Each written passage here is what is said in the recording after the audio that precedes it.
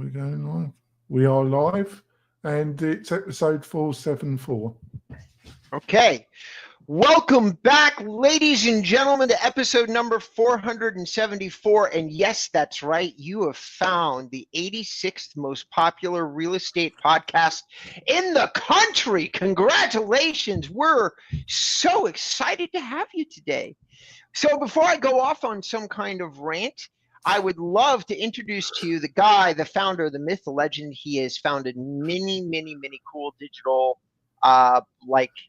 programs, plans, podcasts, businesses. I can go on and on. He is a myth in his own mind. Ladies and gentlemen, say hello to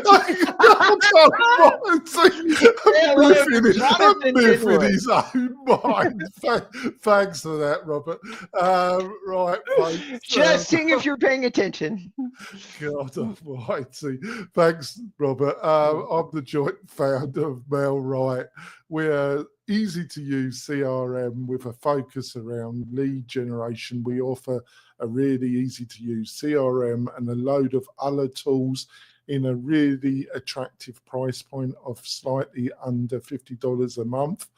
If you pay month to month, you want to find more, go over to mail-right.com and we'd love you to come on board. Back over to you, Rob. Speaking of which, today's show is going to talk, we're going to be talking about broker owners who might be struggling in 2025 and some ideas to make that struggle a little easier. One of those ideas is always going to be to examine your budgets carefully and start to invest a little bit more time in places that you might have let money do the talking for you.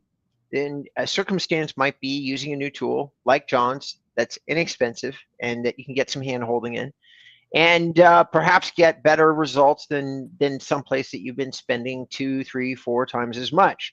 So this is an option. Now, it's always unpleasant learning new things, always. John's tools, my tool, it doesn't matter. Like, it just doesn't matter. I understand it's difficult.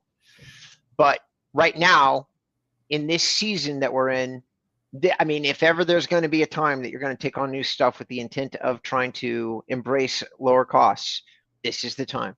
So, without any further ado, are you overwhelmed in this market that we're in? A lot of people that we're talking to, I don't know about John, but I am certainly talking to a lot of overwhelmed people. And the circumstances, John, that we're talking about, like I'm watching people do some really shocking things, like break contracts with companies that they've made a lot of money off of for a long time. I'm taking on some clients because I mean, I know this is going to be shocking to you. Newsflash, everyone, I'm far more expensive than John is in terms of the marketing services my company provides. However, there are many people out there who are more expensive than I am. Yeah. And a lot of the people that I'm talking to, John, they're breaking big contracts with people that have PPC budgets and looking for more guerrilla ways to market themselves. So I'm actually taking on a lot of really cool, interesting new contracts that I've never taken on. Like, I'm working with a Wix site. I'm working with a luxury presence site for the first time. A lot of really, I know, right? A lot of really unusual. Wait, and everybody, I'm going to say that John did something interesting, but you're going to have to watch the video to see it. So go to the YouTube channel. What were you going to say, John? Yeah, did you have to swear? Wix. Oh, my God. So, John, I'm going to say that, like, I'm going to toss this over to you, but you said that you thought this would be an interesting subject and that I'd have some advice. I surely do. I surely do. But why did you choose this topic for today? I watched a couple of videos of other people's YouTube channels, and one of them was talking about this subject, and I just thought it would be an interesting subject to talk about, because obviously the market is in a very difficult spot at the present moment. It's been like this for over a year. None of us really knows where it's going. It's very regionalised. There's certain areas that have seen a sizable decline in activity, but there's other areas where I think prices are still going up. California is one of them. So I think it's a very diverse landscape. But I think a lot of independent brokers that aren't part of major regional and national franchises, feel they're under attack in multiple ways that are affecting their bottom line, i.e. the amount of business out there has declined quite a lot. But it's even more than that. I think it's like they're being attacked in multiple vectors, multiple points. Mm-hmm. And I've spoken to a few, because most of our clientele are independent agents, and most of them are part of a brokerage, but or some smaller boutique brokerages we help, and they just feel attacked. And like number 2 on my this is the intro, but number 2 is competing with EXP or Real, connected to keeping and attracting top talent. And the couple of videos I watched, and also a couple of conversations I have, I think this is one of the issues, one of the vectors a lot of independent, smaller boutique brokerages have been facing. So I'd be really interested in what your thoughts about how can a brokerage, a boutique, a smaller brokerage keep their top producers who are attracted to EXP and Real?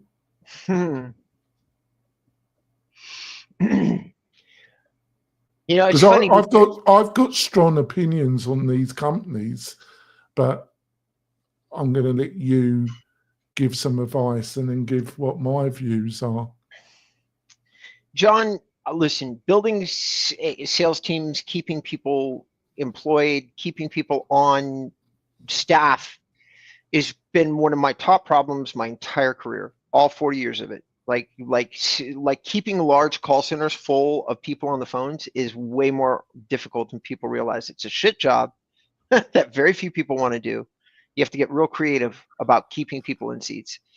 And so you've got the standard ways that all of you've heard of, but I'm going to go through a couple of them. Prizes, vacations, dinner with the boss, things like that. Personal attention and time to your team members will all be like, create better personal relationships. Don't just do Zoom meetings. Take people out to lunch, walk your dogs with your team members.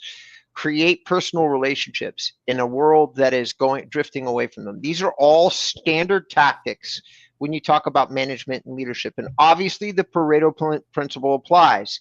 You start with your top 20% of your producers and work your way down. Okay, you just go down and create relationships. Now that's the easy stuff, and all of you should already be doing that. If you're not, come on, man, do the basics. Spend more time with people. Be a good leader. But the other bit of it is, and this is not so common, is you have to get out in front of the messaging that everybody's receiving in the world today, John, whether you want to or not. And it's a crap proposition. I am reluctantly becoming really, really versed in AI in its current state. Like I'm about ready to, I've got beta tests into numerous high Flututin AI things, and I'm going to sign up for Gemini, and I can go on and on. But why am I doing it? Do I think it's any place different than anything you and I have talked about? Not really. And it's still not going to be my business model. But I'll tell you what has to happen. Everybody, the noise has gotten so large everywhere that you must give a nod to it and participate so that people think that they're not being left behind by staying with you. That's it. That's the whole point. You have to make other people believe that you know what's going on so that they don't think or get attracted to something shiny somewhere else that says, we're using AI in all of our business. It's going to change your life. It's not, but your people won't listen to you. So get involved in some AI stuff. Look at AI, some AI agents. pay attention to what's going on. Look at Phonely. That's been the big one for real estate agents that I've been hearing about a lot lately. Look at Phonely. That'll keep people in tune with your business. So what were you going to say, John? Like, why you said you had something to add here? Yeah, if you're a smaller independent brokerage, and I think you should have somebody in the organisation that's a digital manager, and you should be generating leads to your agents, but your agents are subcontractors, and you shouldn't be upset that they do their own activity. They have their own website and they're doing their own marketing. But I do think as part of the brokerage that, let's say you got 10 to 20 agents, and let's say 5 of them are top performers. You should have a digital platform yourself that's generating decent leads, and they should be distributed amongst the company. I think this was also ticked off by somebody that I respect in the industry, and it's been on the show 1 or 2 times a while ago. That's Jimmy Burgess. He's publicly said he's become part of the Real team, and he's marketing for them and really pushing. I don't want to fall out with Jimmy because I do respect him. I was saddened to hear of that decision, but I've explained this before, haven't I, Robert? Mm-hmm. I'm English. I consider EXP and Real to be glorified MLMs, and which is a polite way of saying that they're pyramid. They're involved, in my opinion, in a pyramid scheme, which is totally illegal in the UK. In England, if you are found guilty of being in a pyramid scheme or MLM, you go to prison in the UK. It's straight to jail, monopoly. You go straight to jail. There's no messing around, Robert. So I don't want anything to do with them. If I was a real estate agent, I think their focus is not about real estate. Their focus is about getting other agents to be part of the MLM. I definitely disagree with you.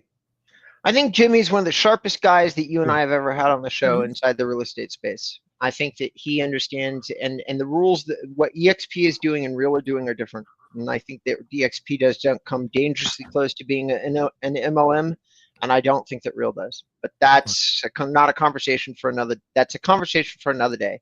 Yeah. If you're listening to this show and you're a broker owner and you're losing people to Real and guys like Jimmy, my answer to you is, of course you are. I would probably be going over to Real, and the reason is so simple.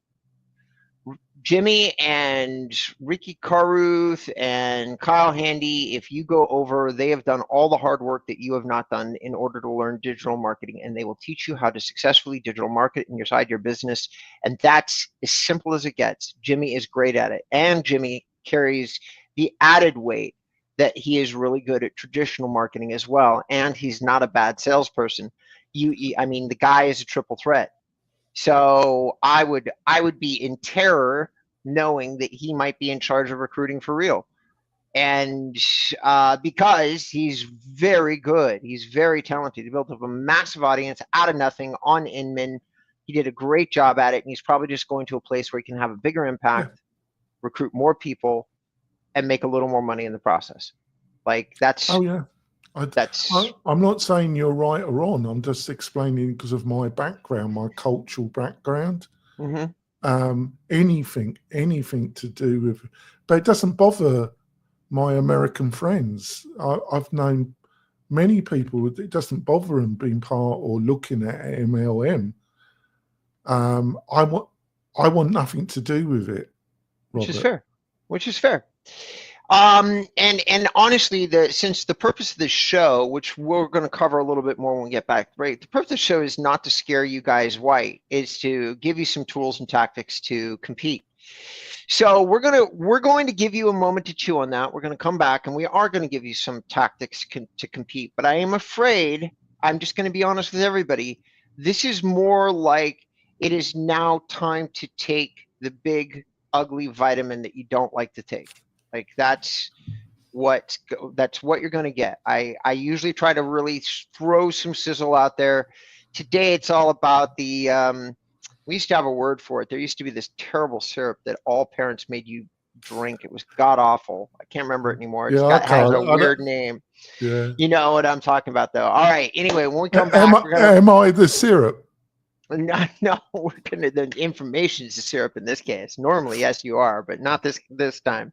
All right, everybody, we're going to come back, and when we come back, wherever you're at, this message that I used to send out, it is because of all of you that you have made to the show what it is. Today's show has been sponsored by Inbound REM and Mail-Right. Check them out. InboundREM.com is a leader in SEO services. Mail-Right is an incredibly affordable all-in-one system. Go to those websites and check them out. When we come back from break, after you've liked the show, because we know we're super fantastic, then we're going to cover some more plans for some small broker owners to succeed in their businesses. We'll be right back. 3, 2, 1. Welcome back, ladies and gentlemen, to episode number 474. And we're talking today about being a broker and owner in today's world, competing against companies very specifically like EXP and Real.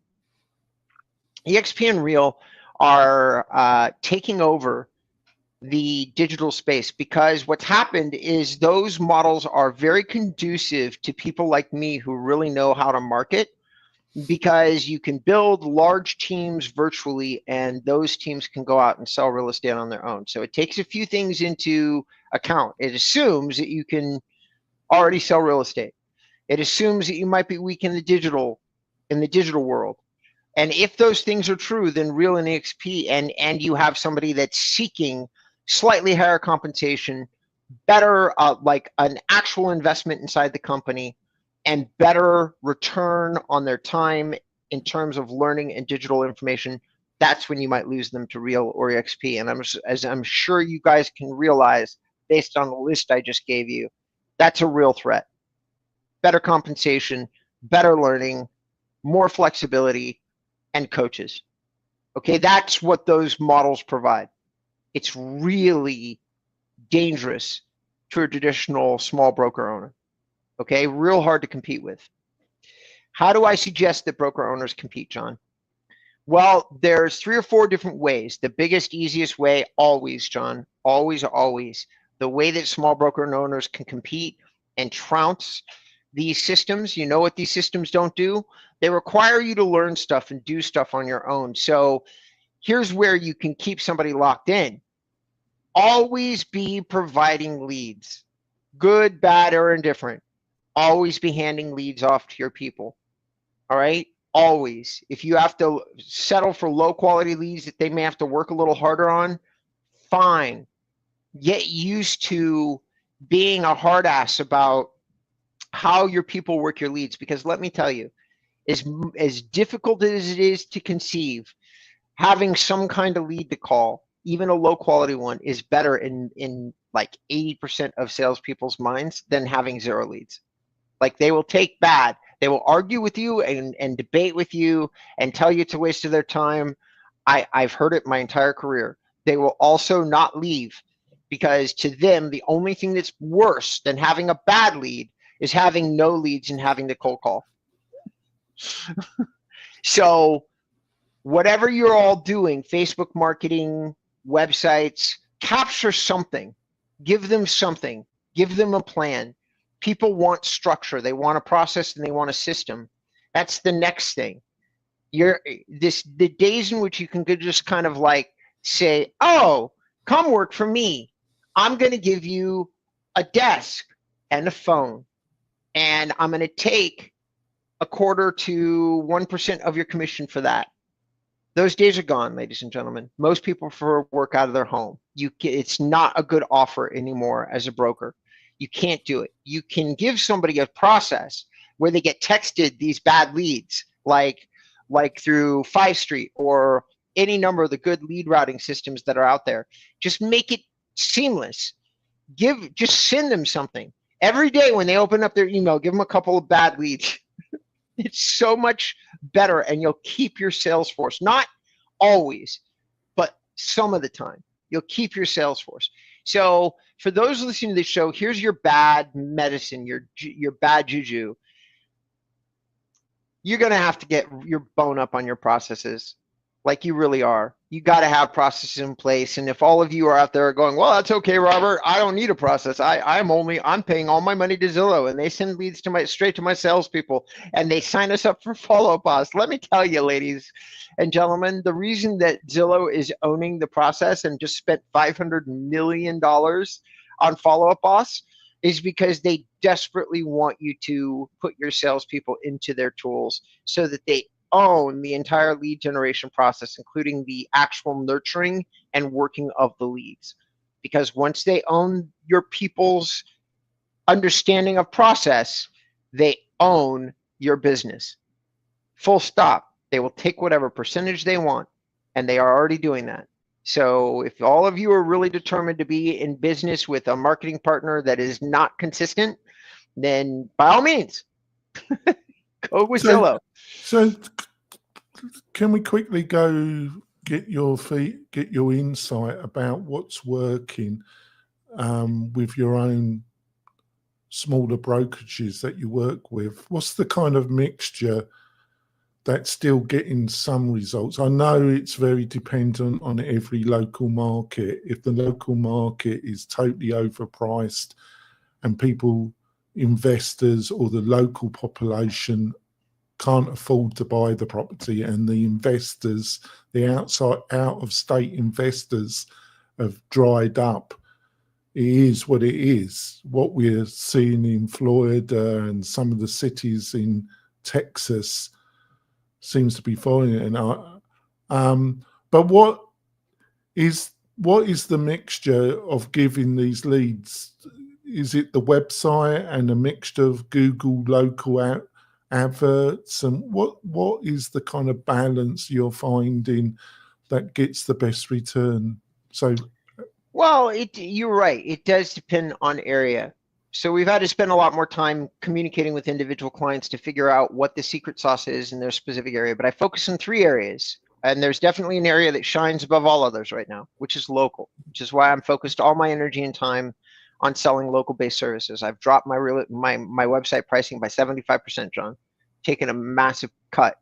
But the reason I took a massive cut was because what I'm seeing working consistently across most markets, let's call it 85% of them, is still ranking in Google profiles.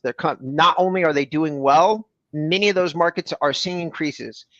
The way that people are, like, lead generation is changing. Where people are responding is changing. And so my belief is that some of the portals are losing traction, and the person that's picking it up is Google local service profiles. And I strongly believe that. And so both paid LSA ads, the hyper local, I'm seeing, how about this? I'm pretty sure that of like every 10 clients I sign up for that kind of service, like 8 see positive ROI. I mean, it's a staggeringly large number considering the market that we're in, like taking that into account. But what else am I seeing working? Video still works. A combination of video with local is my favorite go-to, like pop one video on, edit the video, do stuff like that, because then we're seeing the ability for somebody to get some traction on YouTube, and now we're also talking about local. So we're seeing a lot of traction from like inbound and local. We're seeing some benefit. There are people that I do business with that still manage like larger marketing contracts. And what I'm seeing more and more of, John, is like the people that do video and stuff, like they're sending that money to more and more to like video editing and SEO teams like us. Like I'm getting a lot more of that business. Like every time I do an SEO contract these days, it includes a lot of video editing and a lot of like video optimization stuff inside of it. Because and the only reason for that, John, the only reason that makes any sense is that all those people are seeing returns, calls, inquiries, comments, stuff coming in from either existing or new clients. Last but not least, we're seeing a shift, a huge, massive shift in that a lot of the good business that's out there to be had is more listings than buyers, which is a weird place for me to be in, because for fucking years now, it's been nothing but let's get in front of buyers, let's get in front of buyers, let's get in front of buyers. Now, I understand, and everything you said was true, John, but I got to tell you, I really feel like you have a couple of markets where the hot air is still escaping, and like LA is one of them. But 90% of the people I'm talking to, not a smaller number, 90% are dealing with really wildly depressed markets. There's only one consistent exception in every marketplace. If you're lucky to have it, everybody grab a notepad. There's two big strategies that are getting tossed around, John, amongst my circle and chat groups and stuff like that. One, which I believe in, is new development.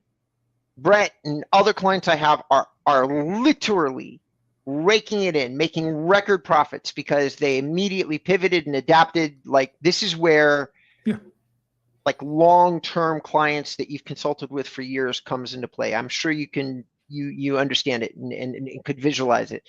It's like, I have a guy who has a well-ranking site. We drifted away from buyer stuff and started talking about new developments. And now his website is 3 times more traffic, tons of calls, everything that we want. And we changed one major thing. We focused on builders, and we focused on builders that were building in his area.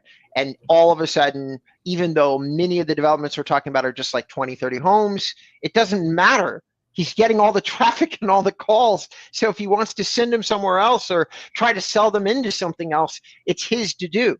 So that's one area. Now, the other area, which I'm also seeing a lot of, and gotta hate it, but it's so popular, is I'm watching agents cut their commission.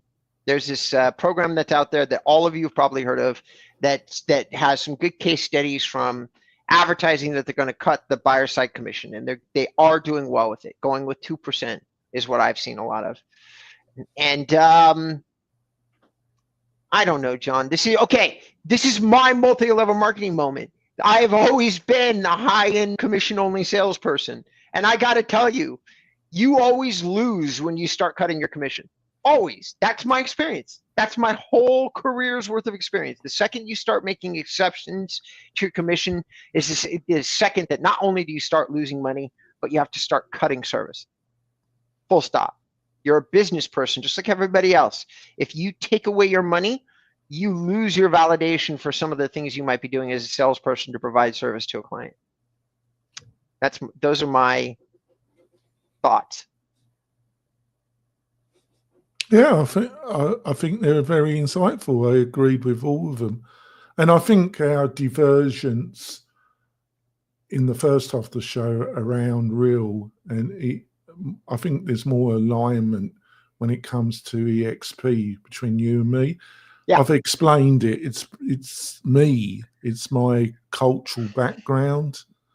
You know, I was in England until I was 42. Mm-hmm. And for like television program after television program, radio program,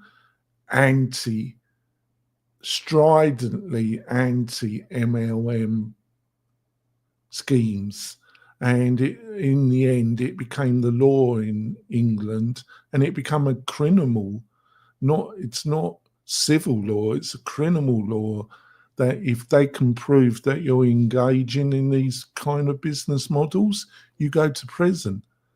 And I can't get over that, you know. But it doesn't bother, because it's a totally different culture, a totally different legal situation, isn't it, Robert?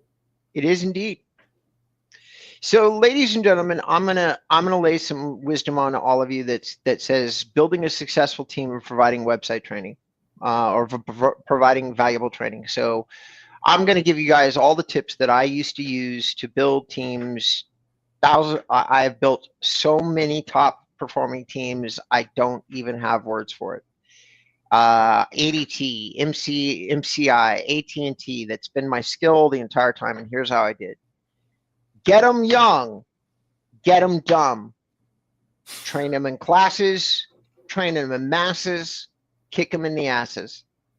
I've used that analogy for my whole career, and it has never failed. You get people before they know anything, and then you teach them something. Have something to teach them. Have a process, a training program. Believe in it. If you don't know how you are successful, in my humble opinion, you probably shouldn't be a business owner or leader. You should really retool and get to a place where you can understand how you've done what you've done. For those of you who are referral salespeople who've just been at it for 20 years, focus on how you build relationships and then turn that into a process. Like, do you call everybody? Are you a Southern Belle and don't really, never really thought about it? I'm sorry, but you guys have to think about what you do and how you do it. I'm not saying most of you, if you're successful, you have a process, just like John does. You're overly humble, in my opinion, John. You've gotten many different businesses up and off the ground. Maybe your main skill has been perseverance. I don't know, but you do have a process. How do you persevere? I get up early in the morning. I work hard all day long. I just kind of plug away. I read other people. I look. That's a process. So if you guys have a process where, because you don't know something, you wake up, you read a blog, okay, that somebody that theoretically knows what they're doing. Well, guys, get up, do that, find a couple people that know what they're doing, then turn that into a process for your young, dumb, but excitable trainees, and then you give them those places, because people never forget the ones that taught them how to fish. If you actually mentor people, that you want to know what builds more loyalty than anything else, John, that I've ever found, more than money. Teach people a skill for the first time in their lives. Make them independent. Give them the tools to have value in the marketplace.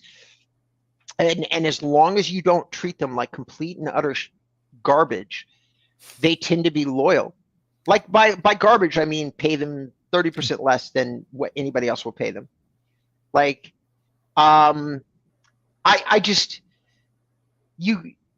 Once somebody's learning something from you, they tend to stay loyal to you. It's crazy how opening the gateways of somebody's mind changes the paradigm of the relationship between them and you. That's why getting them young is so relevant. That's why having a process in place, a training program. If you need to buy somebody else's and put your name on it, great. But my only criteria to that is make sure that you've made it yours.